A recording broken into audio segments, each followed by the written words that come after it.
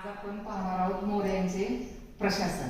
काल आपण बघितलं मोऱ्यांचं साम्राज्य कसं विस्तारलं, त्याच्याविषयी माहिती पाहिली.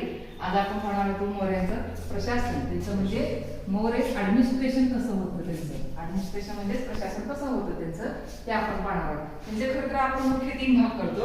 एक तर केंद्रीय प्रशासन करतो, 2 नंबरला आपण पूर्णपणे प्रांतिक प्रशासन करतो आणि 3 नगर प्रशासन आणि 4 ग्राम प्रशासन.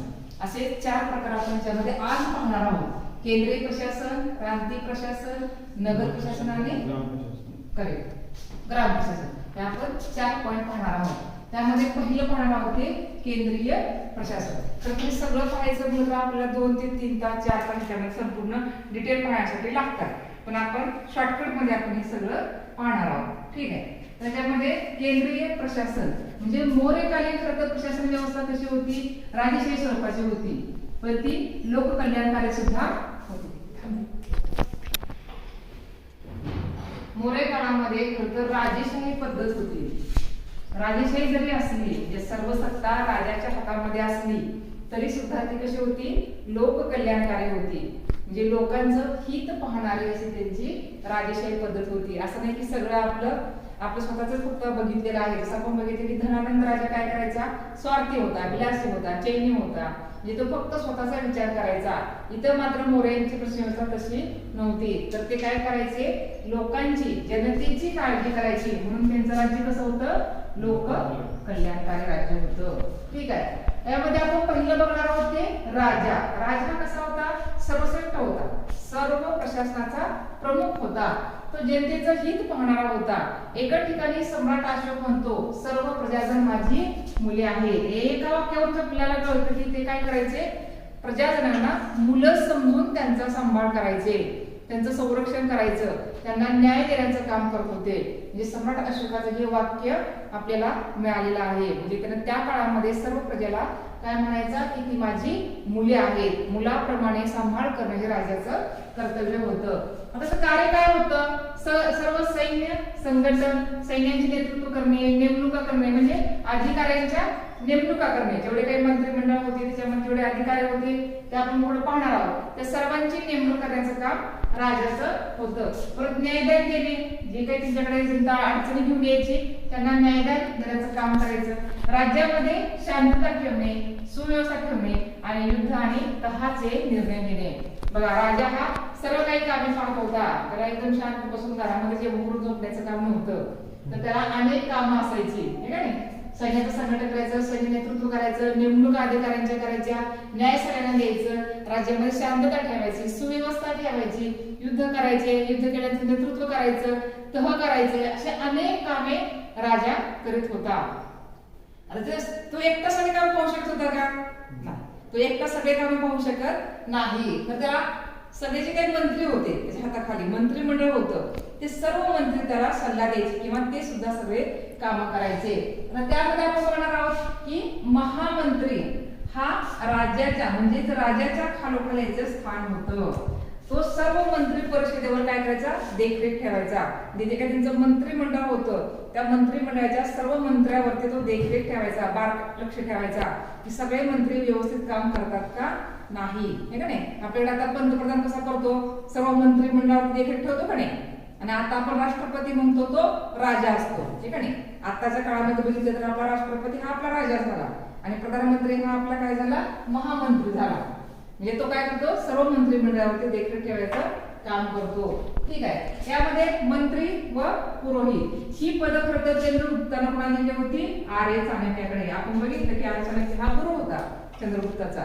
त्याच्याकडे मिळालेले मंत्री व पुरोहित दोन्ही पण ते काम दिलेली होती. तो काय करायचा, सर्व मंत्र्यांची निवड करायचा, त्यांच्यावर लक्ष ठेवण्याचं काम सुद्धा आर्य चाणक्यच करायचा. म्हणजे मंत्र्यांची निवड करायची, त्यांना व्यवस्थितपणे काय बघायचं, काय काय नाही बघायचं. ठीक आहे. त्यानंतर समाहर्ता. बघा, तुम्हाला ऑब्जेक्टिव्हला प्रश्न येतो, समाहर्ता मंत्री म्हणजे टिंबटिंब होय, कोण, महसूल मंत्री म्हणजे समाहर्ता. तुम्हाला या ऑब्जेक्टिव्हला असले बारीक बारीक प्रश्न येतात, त्यामुळे लक्षात ठेवायचंय. समाहर्ता म्हणजे तो महसूल मंत्री, त्याचं कामच होतं महसूल आकारणी करणे आणि कर वसुली करणे. लक्षात ठेवा, समाहर्ताचं काम काय आहे, महसूल आकारणी करणे व कर वसुली करणे हे त्याचं काम होतं. संनिधाता हा सुद्धा तुम्हाला आपला प्रश्न येऊ शकतो की संनिधाता म्हणजे कोण नेमका? हा कोणता? कोषागार मंत्री. आता आपण काय म्हणतो? अर्थमंत्री म्हणतो. आताच्या काळामध्ये आपण काय म्हणतो? अर्थमंत्री. आता आपल्या भारताचा अर्थमंत्री कोण आहे? निर्मला सीतारामन. बरोबर, ठीक आहे. तर ते काय? कोषागार मंत्री म्हणजे खजिनदार मंत्री त्यावेळेचा. त्याचं काम काय होतं? हिशोब ठेवणे, राज्याचे अंदाजपत्रक तयार करणे. बघा लक्षात घ्यायचं तुम्हाला, संनिधाता काय करायचा? तो खजिनदार होता. त्याचं काम होतं की जे काही राज्यामध्ये जे काही धन यायची, संपत्ती यायची, त्या संपत्तीचा सर्व हिशोब ठेवणे आणि आपल्याला अंदाजपत्रक तयार करायचं. वर्षभर आपल्याला किती खर्च येणार आहे असं त्याचा तो अंदाज तो पत्रक तयार करून राजाकडे देत होता. परत आहे सेनापती. आता तुम्हाला ह्याचं काही जास्त सांगायची गरज नाही, कारण सेनापती काय करतो? सैन्याचं संघटन करतो, ठीक आहे. युद्धासाठी त्यांना तयार करतो, त्यांच्यामध्ये शिस्त आणतो आणि पूर्णपणे जिथं काही मोठं युद्ध असेल तिथे युद्धाचं नेतृत्व करण्याचं काम सेनापती करत असतो. त्यानंतर आहे युवराज. आता युवराज तुम्हाला माहिती आहे, हा राजाचा मुलगा असतो आणि हा काय असतो? भावी राजा असतो. हा भावी राजा आहे. पण नुसतं राजा म्हणून काम करायचं नाही, म्हणजे युवराज म्हणून काम करायचं नाही. त्याला काय करायचं? एखाद्या प्रांताची पूर्णपणे जबाबदारी घ्यायची, ठीक आहे. जसं अशोकला म्हणतो उज्जैनकडे पाठवलं होतं आणि पूर्णपणे त्याला ती जबाबदारी दिलेली होती. असा युवराज जो असायचा तो भावी राजा असायचा. त्यामुळे त्याला एखाद्या प्रांताची जबाबदारी द्यायची आणि त्या प्रांतामध्ये त्याला आपलं कार्य करून दाखवायचं, असा हा युवराज. त्यानंतर दुर्गपाल. दुर्ग म्हणजे किल्ला. तर किल्ल्याचे संरक्षण करणे व तिथले जे काही प्रशासन आहे किल्ल्यांच्यावर सुद्धा प्रशासन असायचं, त्या प्रशासनाची संपूर्णपणे जबाबदारी दुर्गपाल मंत्री घेत होता, ठीक आहे. आता अंतपाल व नायक. अंतपाल म्हणजे काय? सरहद्दीचे संरक्षण करणे, ठीक आहे. जे काही त्यावेळेस सरहद्द होती, त्यांची सीमा होती, त्या संपूर्ण सीमेचं संरक्षण करण्याचं काम अंतपाल या मंत्र्याचं होतं. आणि नायक हा होता युद्धप्रसंगी सर्व व्यवस्था करायचा. जे आता युद्धप्रसंगी छावण्या लागायच्या ना, मोठे मोठे टेंट असायचे त्यांच्या छावण्या, ते छावण्याची व्यवस्था करायची. त्यांना हत्यारे आहेत का, तिथं काही युद्ध साहित्य आहे का, त्यांचं खाण्यापिण्याचं काय आहे, ती सगळी व्यवस्था पाहण्याचं काम कोण करत होता? नायक हा मंत्री करत होता. त्यानंतर येते आंतरवंशिक म्हणजे शरीर रक्षक दल प्रमुख. राजाची जे काही अंतपुराची, स्वतःच्या राजाची आणि अंतपुराची सगळी संरक्षणाची जबाबदारी हा आंतरवंशिक हा मंत्री पाहत होता, ठीक आहे. म्हणजे आज जे काही अंतपुरामध्ये राण्या असायच्या त्या राण्याला सुद्धा काही झालं नाही पाहिजे, तसं तो अगोदर त्यांना पळून येत होता. त्यामुळे त्यांच्यावरती हल्ला करू नये, त्यांना कुठलाही शत्रूला त्रास देऊ नये म्हणून संपूर्ण अंतपुराची जबाबदारी त्याच्याकडे असायची आणि राजाच्या संरक्षणाची जबाबदारी त्याच्याकडे असायची. आता कर्मांतक आणि आठवी हे सुद्धा दोन मंत्री होते. कर्मांतक हा काय करायचा? कृषीविषयी जबाबदारी घ्यायचा, म्हणजे शेतीविषयी संपूर्ण जबाबदारी, शेतीची जल व्यवस्था काय असेल ते, सिंचन व्यवस्था काय असेल ते, शेतामध्ये कशा प्रकारे धान्य आलं पाहिजे, काय केलं पाहिजे, सगळी जबाबदारी शेतीविषयी जे काय आहे ते कर्मांतक अधिकारी घेत होता. आणि आठवी म्हणजे जंगल देखरेख करायचा तो, म्हणजे जंगलामध्ये जे काय असेल ना त्याची सगळी जबाबदारी त्याच्याकडे असायची आठवी या मंत्र्याकडे. जंगल संपत्ती आपण म्हणतो, त्या जंगल संपत्तीची संपूर्ण जबाबदारी उचलण्याचं काम आठवी हा मंत्री करत होता. आता आपल्या इथे प्रांतिक प्रशासन, आपण स्पीड न चाललोय, आपला थोडक्यात आपण घ्यायला आपण स्पीड न पुढे चाललोय, ठीक आहे. प्रांतिक प्रशासन यामध्ये गृहराज्य वेगवेगळे म्हणजे मोऱ्यांच्या प्रशासन व्यवस्थेमध्ये, प्रांतिक प्रशासन व्यवस्थेमध्ये त्यांनी छोटे छोटे सुद्धा भाग केलेले होते, हे का नाही. आपण बघितलं की सगळं मंत्रिमंडळ आहे, त्यांनी काम काय केलं ते पाहिलं. आता आपण काय बघतोय? प्रांतिक प्रशासन, त्यामध्ये तर प्रशासनाच्या विभागाचं आता आपण कसं केले, राज्य केलेत का नाही, महाराष्ट्र, कर्नाटक, आंध्र प्रदेश किंवा उत्तर प्रदेश जे काही राज्य आहे, आपण संपूर्णपणे प्रशासन चालवण्यासाठी असे वेगवेगळे राज्य तयार केलेले आहेत, त्यांनी भाग केले आहेत. तसं त्या काळात सुद्धा प्रांतिक प्रशासनामध्ये सुद्धा त्यांनी भाग केलेले होते. गृहराज्य म्हणजे काय? मगधच्या आसपासचा प्रदेश. मगध काय होतं? त्यांचं संपूर्ण साम्राज्य, राज्य, आणि तिथलं राजधानी पाटलीपुत्र होती, लक्षात घ्या. म्हणजे गृहराज्याची राजधानी पाटलीपुत्र होती, तिथल्या आसपासचा संपूर्ण प्रदेश हा गृहराज्यामध्ये यायचा. पुढचा येते उत्तरापद, म्हणजे उत्तरेकडचा संपूर्ण बाजू, त्याची राजधानी तक्षशिला होती, हे का नाही. हे आपल्याला लक्षात घ्या. आताचा भारत आणि त्या काळातला भारताचा मोठा फार फरक आहे.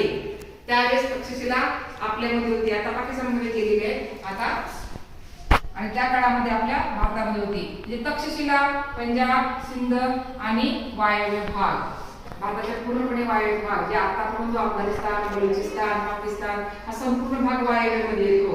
तो भाग पूर्णपणे कशामध्ये होता?